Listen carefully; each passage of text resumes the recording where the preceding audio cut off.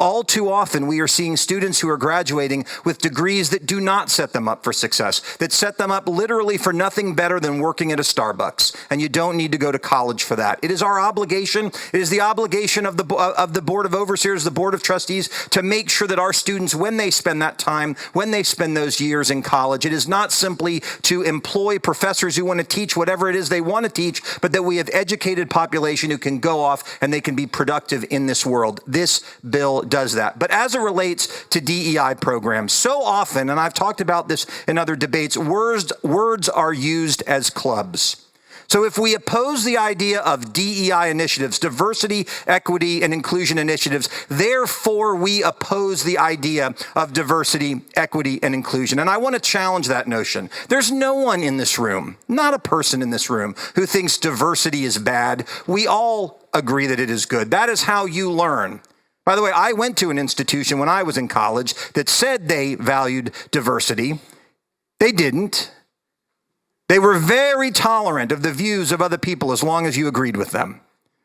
They wanted diversity of how you looked, how you felt, how you dressed, how you called yourself, but they didn't want diversity of thought.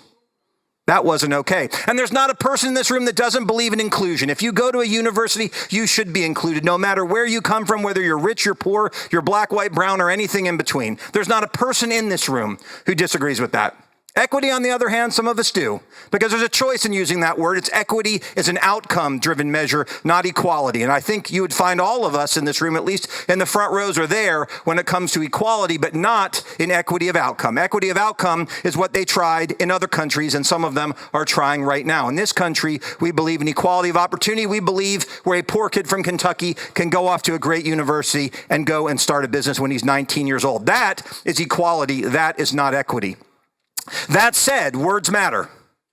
And diversity, equity, and inclusion, like so many other terms adopted by the woke left, is being used as a club to silence things, to say that if you don't agree with them, you are somehow racist or homophobic or whatever other word that you want to use to criticize people. The fact of the matter is these terms have been hijacked by those who want to use them to bully and use them to shut down debate, to actually do the opposite of what these words are supposed to do. They say they want diversity, they do not. They want rote belief in the same thing. They want professors to sign loyalty oaths to say that they will advance these things, and if they don't, they can't get a job. They say they want inclusion, but they don't, unless you believe in the worldview that they advocate and they put forward.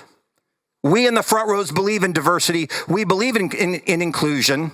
We believe in equality.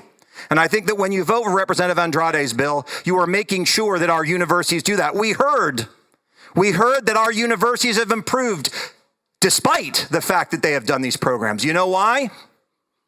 Because these programs are being used all over the country. Imagine how great our universities are going to be when we are the ones who are not. This is a great bill, and I hope you'll all support it.